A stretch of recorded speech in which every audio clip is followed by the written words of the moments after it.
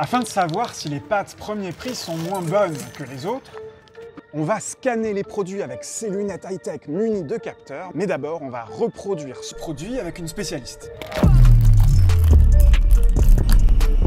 Comme ça, transparent, j'ai jamais vu. Donc là, aujourd'hui, on va faire des fusils, comme ça on peut comparer.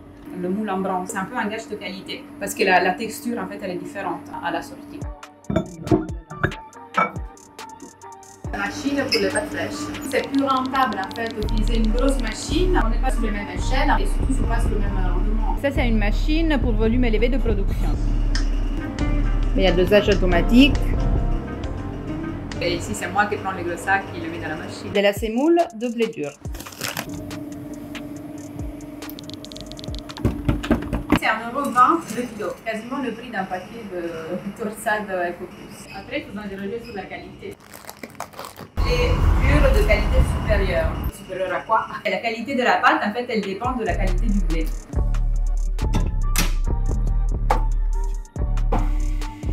Un des 3 propriétaires du restaurant, c'est l'agriculteur qui nous envoie la semoule. Les blés conventionnels produisent 5000 kg par hectare. Il est en Sicile, sur un tracteur, donc ça fait du bruit. Les blés qui se cultivent, c'est un blé ancien. La production, c'est de 2200 kg par hectare. Moins que la moitié. Forcément, c'est plus cher. De l'eau fraîche.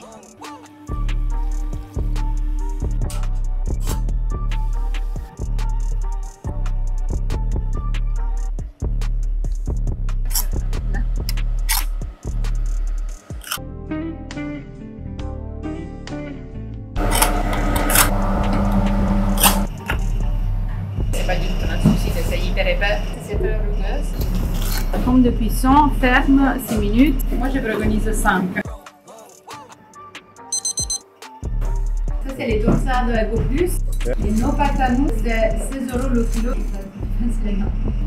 Alors.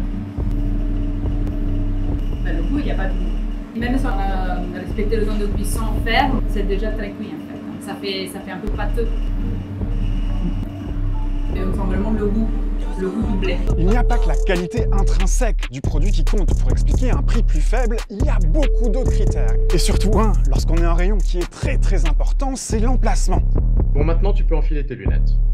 C'est des lunettes un peu sophistiquées pour faire de l'eye tracking. Devant tes lunettes, tu as une caméra grand angle et à l'intérieur, tu as 4 capteurs qui permettent de suivre le mouvement de tes pupilles. Tu bouges et ce point rouge, ça permet de bien voir où tu diriges ton regard et donc ton attention.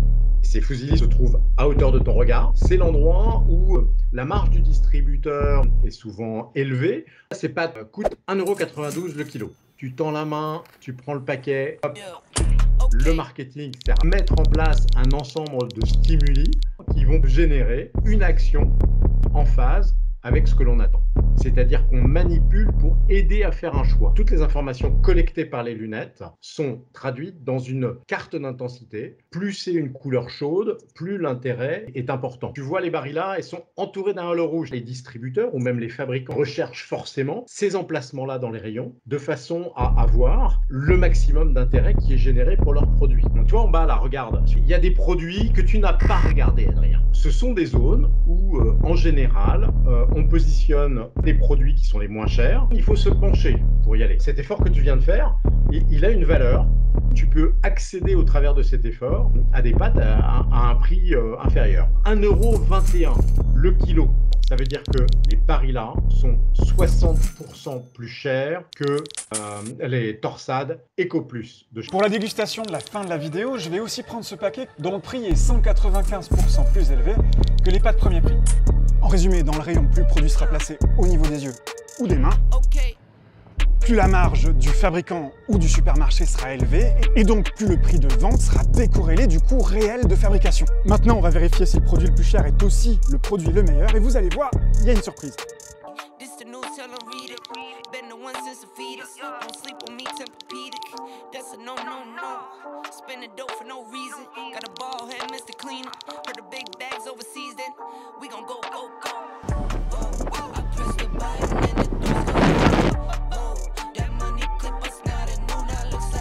Salut Lorenza. Salut. Je t'ai apporté 3 pâtes, tu veux bien les tester? On va tester.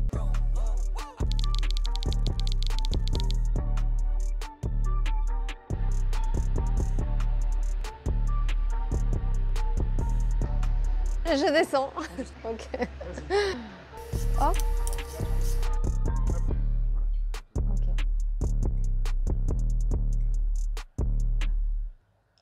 Bon, à mon goût, elles sont trop cuites, mais bon. Pourtant, j'ai appliqué le temps de cuisson minimal indiqué sur les paquets. Les temps qu'il y a indiqués sur les paquets, je pense qu'il faut jamais les respecter. Je les trouve pas mauvaises.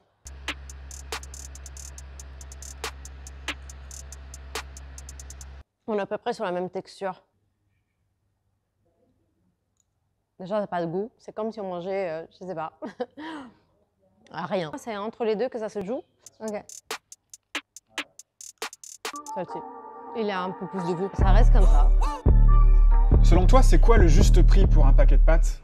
Pour moi, les prix corrects d'un paquet de pâtes au supermarché, 1,80 € pour 500 g de pâtes. Bon, la bonne nouvelle pour toi, c'est que ces 3 pâtes sont en dessous de ce tarif. Il y a une nouvelle encore meilleure, c'est que les premières, ce ne sont pas les plus chères. Ce sont des Barilla à 1,92 € le kilo. Les deuxièmes pâtes, ce sont les plus chères, de la marque Tradizioni d'Italia vendue chez Leclerc, 3,58 € le kilo. Et d'après le paquet, elles sont fabriquées avec des moules en bronze. C'est une façon de faire les pâtes et normalement, ça doit... Je sais pas, la texture, elle doit être je pense, hein, c'est moins lisse que ça, je sais pas. C'est un peu décevant. Les dernières, ce sont les torsades Eco Plus, la marque de distributeur de Leclerc, 1,21 € le kilo. Et c'est justifié que ça soit beaucoup moins cher. Achète du riz, peut-être c'est mieux. Merci Lorenza. Merci à toi. Finalement, la surprise, ça n'est pas que les pâtes les moins chères sont aussi les moins bonnes. Ça, on s'y attendait un peu. Mais c'est que les pâtes les plus chères ne sont pas forcément les meilleures.